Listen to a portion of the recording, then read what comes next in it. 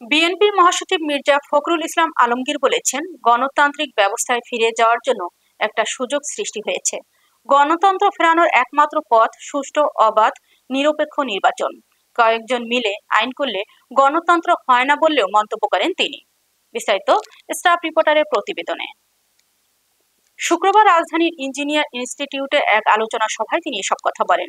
মির্জা ফখরুল বলেন, যতই সংস্কার করি, বুদ্ধিজীবী মিলে কৌশল আবিষ্কার করার চেষ্টা করি, কিন্তু নির্বাচনের মাধ্যমে নির্বাচিত সরকার প্রতিষ্ঠা না করা পর্যন্ত গণতন্ত্রে ফিরে যেতে পারবো না।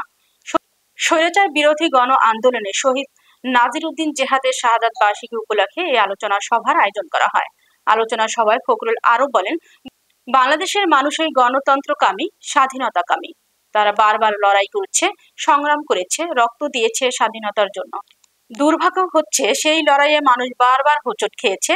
যতবার হোঁচট খেয়েছে ততবার উঠে দাঁড়িয়েছে এবং আন্দোলন ও সংগ্রামের মধ্য দিয়ে বিজয় অর্জন করেছে। হাসিনাকে শুধু হাসিনা বললে একটু সম্মান দেওয়া হবে জানিয়ে তিনি বলেন, মনস্টার হাসিনা দেশের সবকিছুকে তছনছ করে দিয়েছে। দেশের বিচার ব্যবস্থা, প্রশাসন, নির্বাচন ব্যবস্থা, আমাদের অর্থনীতি, স্বাস্থ্য, শিক্ষা ব্যবস্থা, সব জায়গায় সে তছনছ করে দিয়েছে। ফখরুল বলেন, কিছু কিছু মানুষ বা সংগঠন জুলাই আন্দোলনকে নিজেদের আন্দোলন বলে দাবি করেন। গণতন্ত্রের জন্য বিএনপি সমগ্র সময় ধরে লড়াই করেছে। আমি শুধু একটি কথা বলতে চাই যে বাংলাদেশের মানুষ গণতন্ত্রকামী, স্বাধীনতাকামী মানুষ। বারবার তারা সংগ্রাম করেছে, লড়াই করেছে তার স্বাধীনতার জন্য, তার ব্যক্তি স্বাধীনতার জন্য। গণতান্ত্রিক লড়াই করেছে তার গণতন্ত্রের অধিকারগুলোকে সুরক্ষিত করার। কিন্তু দুর্ভাগ্যের বিষয় হলো, সেখানে সে বারবার হোঁচট খেয়েছে। যতবারই হোঁচট খেয়েছে, এই দেশের মানুষ কিন্তু রুখে দাঁড়িয়েছে এবং আন্দোলনের মধ্য দিয়ে, সংগ্রামের মধ্য দিয়ে সে বিজয় অর্জন করেছে। আজকে দীর্ঘ 15 বছর একটি ফ্যাসিস্ট সরকার হাসিনার নেতৃত্বে, হাসিনাকে শুধু হাসিনা বললে বোধহয় একটু সম্মান দেওয়া হবে, মনস্টার হাসিনা, দানব হাসিনা আমাদের সমস্ত কিছুকে সে তছনছ করে দিয়েছে। আমাদের বিচার ব্যবস্থা, আমাদের প্রশাসন, আমাদের নির্বাচনের প্রক্রিয়া, আমাদের অর্থনীতি, স্বাস্থ্যনীতি, শিক্ষা ব্যবস্থা, সমস্ত জায়গাতে সে তছনছ করে দিয়েছে। এই যে মনস্টার, এই যে দানব, তার হাত থেকে আমরা বেরিয়ে আসতে পেরেছি। বিএনপির অবদান নিয়ে অনেকে অনেক কথা বিভিন্নভাবে বলার চেষ্টা করেছে, অথবা কিছু কিছু সংগঠন, কিছু কিছু মানুষ তারা এই আন্দোলনকে শুধু নিজেদের আন্দোলন বলে দাবি করেছে। আমি তাদের অবগতির শুনে একটা কথা বলতে চাই যে আমরা গণতন্ত্রের জন্য সমগ্র সময়টাই লড়াই করেছি।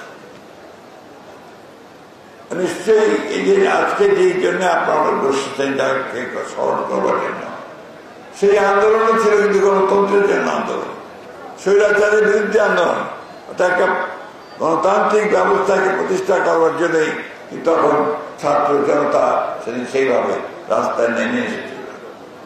ঠিক একইভাবে দীর্ঘ 15 বছর আমরা দেশের খালেদা জিয়া, তারেক রহমানের নেতৃত্বে আমরা ফ্যাসিস্টকে উৎখাত করার জন্য আমরা লড়াই করেছি, জীবন দিয়েছি, প্রাণ দিয়েছি।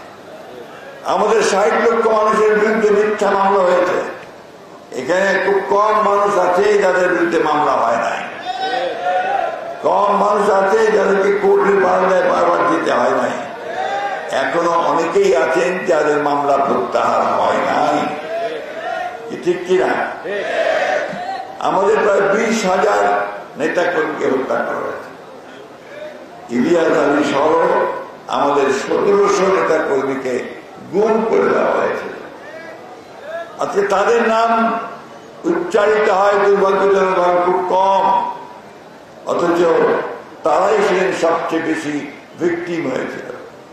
আজকে পত্র পত্রিকা দেখি অনেক ছবি ছাপা হয়, ইলিয়াস আলীর ছবি খুব কম ছাপা হয়।